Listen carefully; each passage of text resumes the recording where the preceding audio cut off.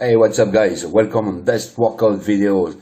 I'm David. So if you are looking for workout training, fitness, heat and all this kind of video, you are in the right place. So before watching this video, don't forget to subscribe and tick the bell.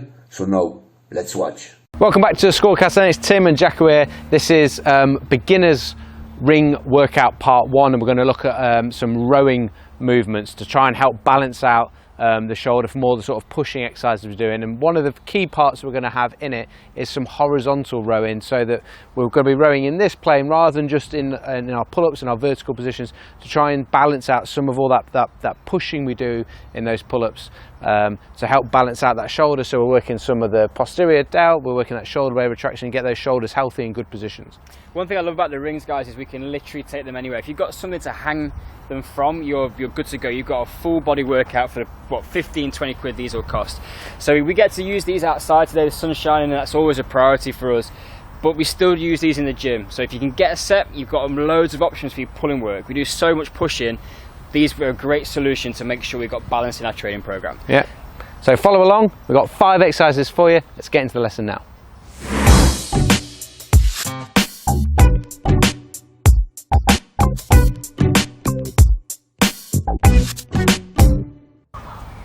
Okay, so the first exercise is going to be a bodyweight row.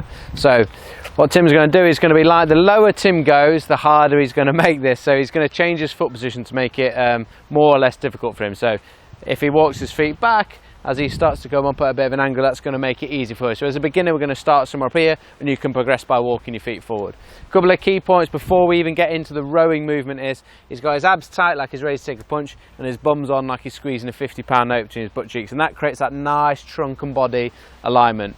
From there, he's going to try and set the shoulder, so he's going to squeeze the shoulder blades back. Imagine he's pinching a pound coin between his shoulder blades whilst not losing midsection. So he's not going to just squeeze the shoulders back and create an arch in that lower back. He's going to make sure he's keeping that core and glute engagement together. So he squeezes the pound coin between his shoulder blades, and then his job is to try and drive the elbow back behind him. That's going to move him towards his hand. So the job is not to bring your hand to your chest, it's drive your elbow back to your side, and that is then keeping the head of that humerus, or your shoulder, in a nice position rather than it coming forward. If we try, him shows us a bad one, if he tries to just pull his hand towards his shoulder, you're telling yourself to bring that shoulder forward, which is what the position we don't want to get into.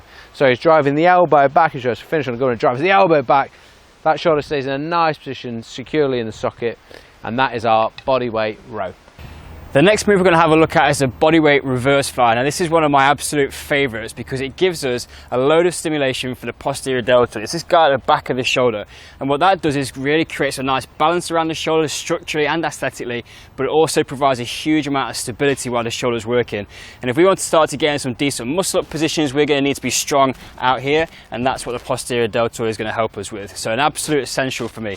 Really easy to set up. We're going to have the feet a little bit further back than what we did on the bodyweight rows because we're working in a biomechanically more difficult position. So Jacko comes back, his same principle as tight front and back. He's then just going to keep the hands and thumbs facing up, and he's just going to squeeze that pound coin between his shoulder blades and come out as if he's going to make a T position, nice and tight in that midsection here, and then just lowers back under control. That's the one thing that I see done really badly with these, is people just pull up pretty well and then collapse, and we never really get that eccentric component. We don't train that deceleration, and that's a really important function of what we want this stabilizing shoulder musculature to do. Nice and easy, drop them back in, great exercise, get them in your program. Next up, we start to bring those 2 exercises together in what we call an archer bodyweight row, or an archer row, using the ring. So Tim's going to, all the same cues, so shoulders are engaged at the back, squeezing the pound coin, core and bums on to keep that alignment. And then one side he's going to row with, and the other side is going to take out into that sort of reverse fly position. What's really important here is that we're active on both sides. So it's not just working on the one side where you're driving back with. Both sides are pulling. You're combining those 2 exercises together and making sure, just like on the reverse fly, we're controlling on the way down. We're keeping good position of the shoulder throughout, and the whole time he's keeping that nice body alignment, starting to build up a little bit of coordination between arms doing different things, which is going to help us for some of our other calisthenics progressions, particularly in like our human flags.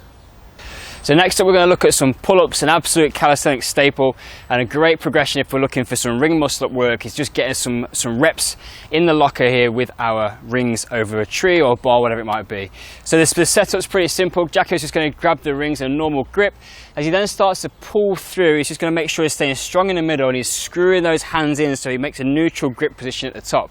He then comes back out, pulls back through again, holding tight in this midsection, getting full range, a nice little contraction at the top, and then just lowers back through. Real simple move, massively effective, and we can just put some sets and reps of those together. So if you're still working towards your first pull-up, we've got a video which you can check out with a load of different ways that you can start to build that up.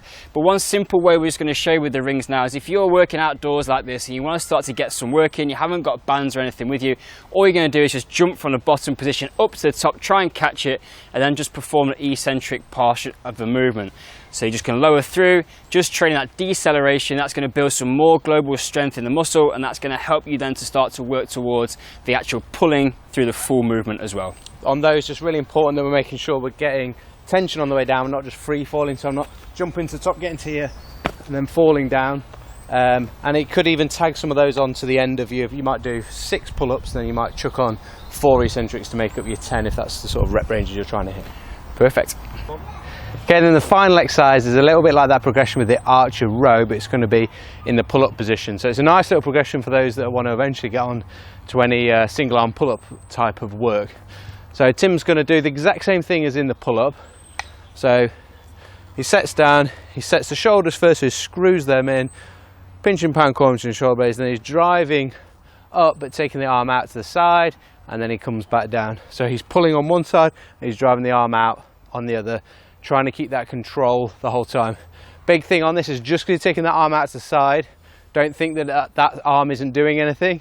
They're both working as hard as each other, trying to keep you in control as much as possible. A nice variation for you that are pull-ups fine, pull-ups easy. Chuck some archer pull-ups into your program. You'll soon find that you don't need to grab that weighted vest or weighted belt to make your pull-ups harder.